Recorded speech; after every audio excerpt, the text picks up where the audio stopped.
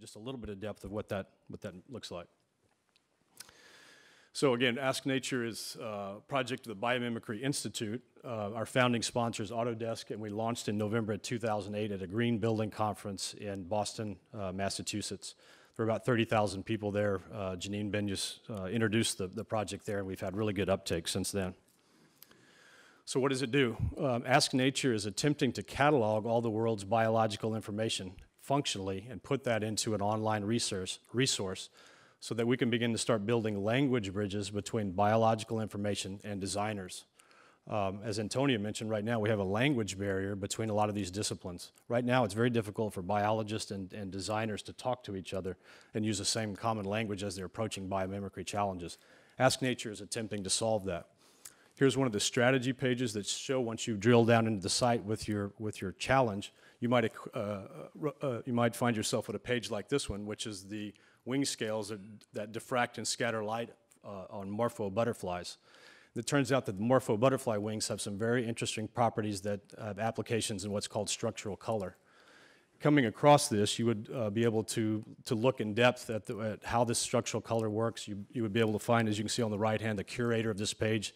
She's a specialist in Malaysia that's a scientist studying structural color. You'd be able to connect with her, find out more about her research, and then you'd also be able to comment on this site. So it's a way that people can start to learn about the biology, connect with designers, and collaborate on some of these ideas. There's a very strong social networking part of the site. This is an architecture professor in Mexico, and it's just an example of the profile that he's built. He's registered himself on the site as an architecture professor in his interests, and he's also connected now with 80 people in different parts of the world where he's beginning to share ideas around biomimicry and architecture and biology. And this is what we're seeing is a kind of a self-assembly among people around ideas and related to biomimicry and a wide range of subject matter.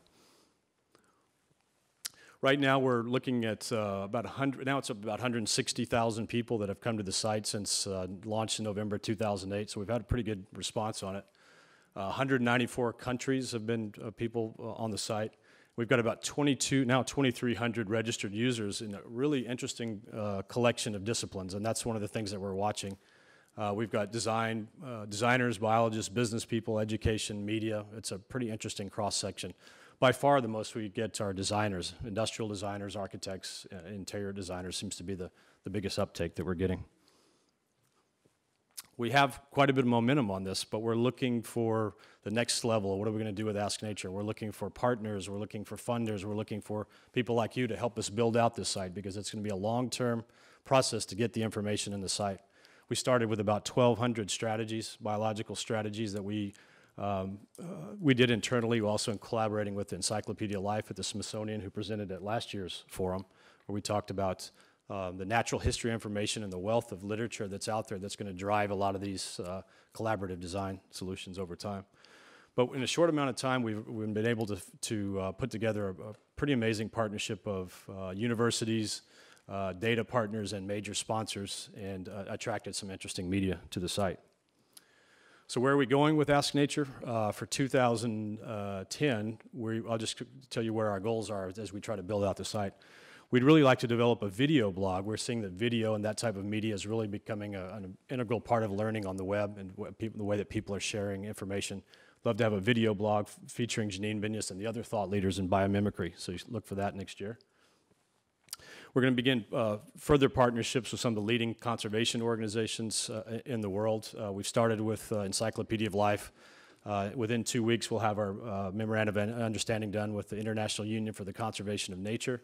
And we're starting dialogue with many other conservation organizations. And just yesterday, we had an interesting meeting with the Swedish Environmental Ministry, and some great ideas came out of that on how we might start partnering here in Sweden. We'd like to expand our academic network. Right now, we're working with about 25 universities in various capacities. We'd really like to grow that over time and having researchers and students collaborating on Ask Nature and helping us build out the data and functionality on the site. We're also going to look at improving a lot of the social networking functionality of the site. We'd really like to integrate LinkedIn, Facebook, and we put Twitter on the site, which is really an amazing way to see how people are sharing information very quickly around Ask Nature and these topics. The volume is incredible, and it's giving us a lot of interesting ways to monitor how people are using Ask Nature data. Just quick summary. I'd like to make 3 points in closing, just that biomimicry is really gaining momentum as a design discipline. We feel it and we see it, and it's almost becoming exponential. And so it's very exciting to come here and meet with you today and see how we can help build the momentum even farther together. As Denise showed, there's beginning to be a wide range of applications both in the market and in development, and that also is just growing in leaps and bounds. And then lastly, the 2 large-scale projects that I mentioned we think are going to help accelerate the field. Ask Nature is really driving the education part and the collaboration part, and then the Lavasa project we think is really going to make a big impact in architecture and design in the short term. But to this image's point, it's just right now a small drop in the ocean of the possibilities that are out there. There's a lot of work to be done. There's a lot of exciting and tremendous opportunities ahead of us. And I'd just like to follow up with this quote from Albert Einstein, which I read it and I still get inspired every time I see it. Many of you have probably seen it. We still do not know 1,000th of 1% of what nature has revealed to us, which means we've got a lot of work to do. It's a lot of opportunity, a lot of interesting creative work ahead. So I invite you to come join us, find a way to collaborate together, and we'd love to find a way to work with you. Come see us. I'm Chris at biomimicryinstitute.org. Denise's email is there too, and we'd love to talk with you later today, tonight, tomorrow when we're around. And I hope the rest of the conference goes great, and thank you for your time. Thank you.